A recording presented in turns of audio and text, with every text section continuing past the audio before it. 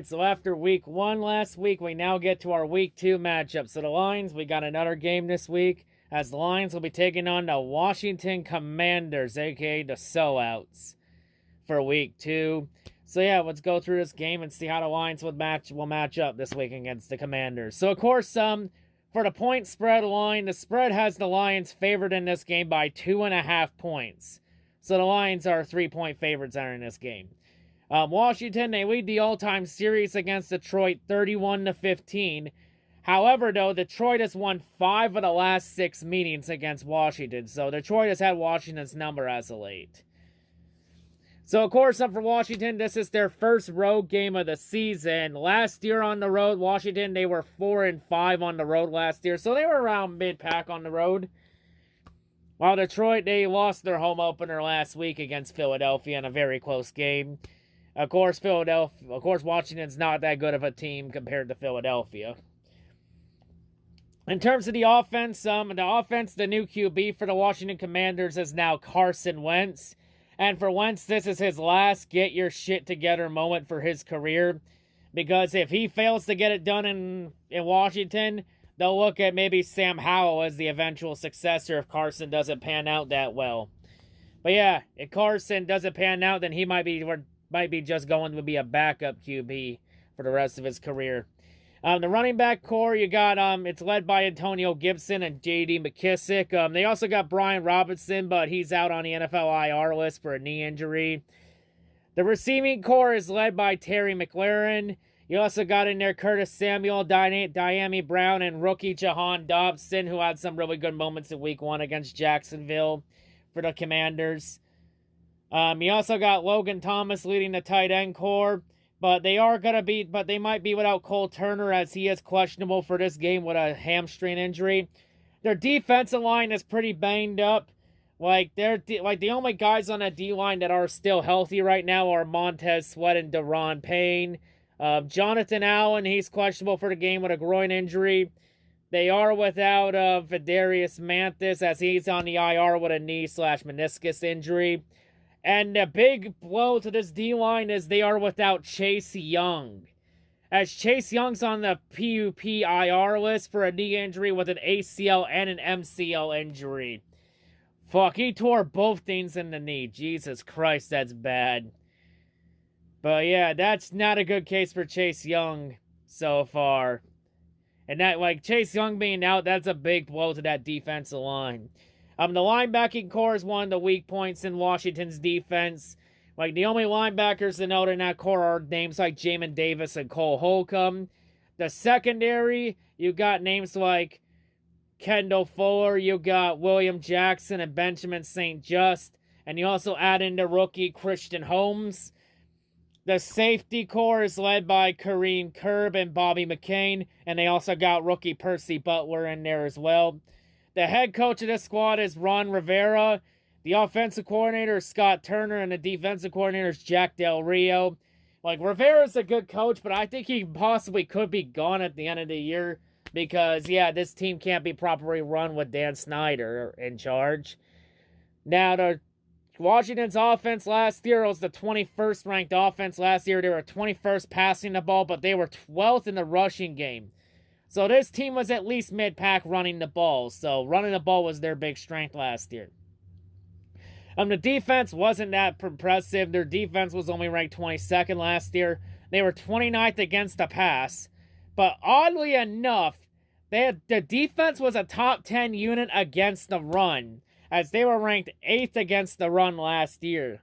So this defense is pretty good against the run, but that's probably because you also have guys like Allen and Chase Young that were there, but they're both out. They both could be out. You also got Vidarius Mantis, who's also injured. So you have all them out. So that defense is pretty banged up, I just say. Look at last week. The Lions did a lot of good things on that offense. The keys to being Washington for sure are you got to get pressure to Carson Wentz because we've seen you get pressure to Wentz, they fold instantly. They got to find a way to stop that run against Gibson and McKissick. Get pressure to Wentz. You get pressure to Wentz, he'll fold instantly. Got to find a way to get Terry McLaurin right out of the game. Make sure he's not a factor. And on offense, You just gotta feed Swift the ball. Hope he can make that magic work like he did last week against the Eagles. And this week, Jared Goff and the receivers have to be better in sync this week. Like, Goff's gotta be better in sync. Like most of the bad throws weren't 100% Goff's fault. It was also the receiver's fault, combination of the two. Where the receivers, they dropped a lot of very catchable balls. So they gotta catch, so they gotta prove the catch in there better. You know, just gotta be in sync with guys like Amon-Ra St. Brown and DJ Shark. And Josh Reynolds. And I think they do that, the Lions could be in good shape. Like, Washington's got a lot of key players banged up in this game, especially on that D-line. Like the Washington's defense lives and dies by that defensive line. And at least 3/5 of that line is almost banged up. So this game, I mean, everything is shaping up for Detroit to get that first win.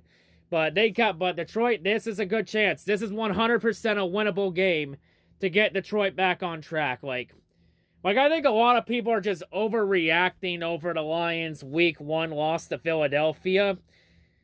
Like, especially the media and Mike Fuente, like, the fucking Fuente's a fucking joke. Like, Fuente's talking about how, oh, this is the NFL, and thinking about how the Lions were expected to win against Philadelphia. No!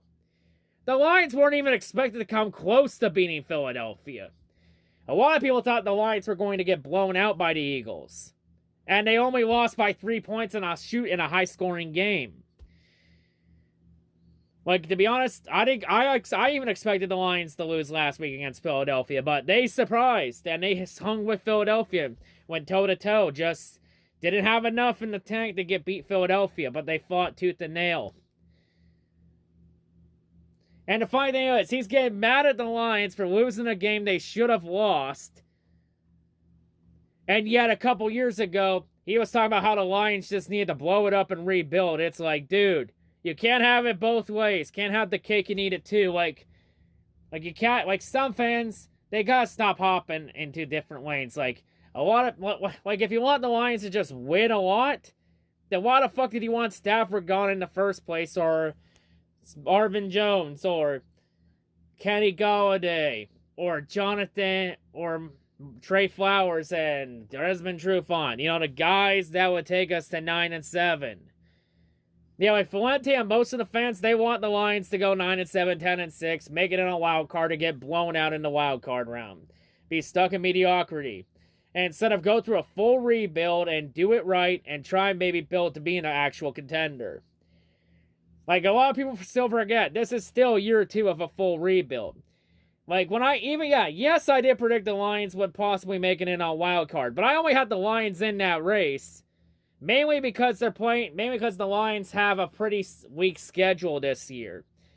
Like, really, the only last team with the only teams left on the schedule that have that I think are going to be challenging to beat are 2 games against the Vikings, 2 games against the Packers, maybe the Dolphins, and the Bills. And the Bills are a Super Bowl contender. Every other game other than that is a winnable game. I'd say the Vikings are 50-50. Like I said, I think the Lions split with the Vikings this year, but Lions this week against Washington, this is 100% a winnable game. Like, if the Lions end up losing this game, I would be concerned about the rest of the season going forward. If they drop this game to Washington. This is a game the Lions should win. Like, the Lions need to win the games they should win. 100%. And I think Dan Campbell, he's just got to be a lot smarter with it. All I'd say is, Dan, don't go for an onside kick unless you have to. If you have to go for it, just go for it. But other than that, Dan, just be smart and put your defense in a way better position. And just take the points from here on out. Just gotta play it smarter and manage everything better. Just, you know, there are a lot of things a lot of fundamentals need to be cleaned up. You know, let's see what happens in this game. And yes, I'm very aware about the tirade Moby went on. Jesus fuck. Man. Moby's already called for Dan Campbell after one fucking game? Damn, it's like last year when everyone wanted Campbell fired after the opener last year. Like, by God, you've all learned nothing. And funny thing is, didn't DerGoesMobby say that he wanted to be held more accountable for his actions by everybody? And even apologizing to fans for being a piece of shit? And yet, DerGoesMobby is right back to the same old stick. Somehow, I knew that entire apology Moby made was a load of bullshit. And he was going to go right back to the same old shit. And Moby wanting to claim this as SOL, same old Lions? No. If this was truly SOL, then the Lions would have laid down and died to the 49ers last year. And they would have laid down and died to the Eagles last week. But they didn't, did they? They came back to make it a 3-point to lose only by 3. They came all the way back.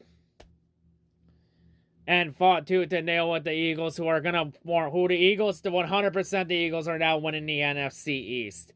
With Dak Prescott going down for the Cowboys. Like, instead of SOL, we should change it to SOM. Same old Mobby. Because that's all Mobby's doing. It's just the same old shtick. And hoping that everybody else is dumb enough to actually buy into his bullshit. And that whole thing about Moby saying that how everybody are just a bunch of idiots that surround each other with bigger idiots in this fan base. Oh, Moby's just lying to everybody there. Moby's just describing himself. He's describing himself as an idiot that surrounds himself with bigger idiots in the fan base. And what Moby's doing is he's trying to trick everyone and manipulate everybody into thinking that's actually us. By describing himself and deflecting on the people like me and Ace Taker and everybody else. He's just trying to manipulate everybody. Because that's all Moby's good at doing is manipulating and being an arrogant piece of shit with a god complex. Like, Moby, do you really have to win every goddamn argument? Like it's the goddamn Super Bowl? Like, that just shows how insecure Moby is. And how much of an egotistic control freak he really is. Because, if Moby loses an argument, it's the end of the world. No, it isn't. I've lost a number of arguments in the past, and I've still come back the same way. I've just learned to be better and improve. Alright? There's always room for improvement. Let me be clear. Nobody hates DerGoesMobby. We just don't like him. There's a massive difference. And also, how convenient that DerGoesMobby took in his Twitter bio saying that he's no longer saying that he was a Rams fan and changed it saying be the change you want to see. How convenient that after he got called out, he changed his Twitter bio. How convenient. Let me just say this, Moby. If you don't like where the Lions are going, take the fucking gear off and go root for a different team. Like, go join the Rams fan base. Like, hell, Moby, if you want, go be a fucking Bears fan since you want to suck Justin Fields' dick so much. Go be a Bears fan then. Go to a fucking fan base that you won't be negative about. Like, go to a team you won't be negative about and go to a fan base you actually like. If you got a problem with how the Lions are doing things. Like, nobody forced you, Moby, to be a Lions fan. You chose this amongst yourself. And honestly, why the fuck are you still in the Lions fan base when he announced months ago that you were no longer a Lions fan and denounced your fandom? And now you're trying to come back in here and be a bandwagon fan. Trying to pretend that everything you said about being a fan, not being a fan was not just a lie. We still have all the evidence, Moby. Because deep down we all know how much of a fake, ignorant bitch Moby is. And let's be real, there's no real reason to try and convince him to change. He's never gonna change. He has to be broken mentally to change. And that's never gonna happen. Because Moby was raised to be this way by his parents. And he's never gonna change that way. Unless he gets broken mentally. That's literally the only way. Like, Moby just wants to win every argument because he's so fucking insecure about himself. And by the way, Moby, I'm still waiting on that Charlotte Hornets YouTube channel that you promised everybody. I'm waiting for it. Where is it, Moby? I'm waiting.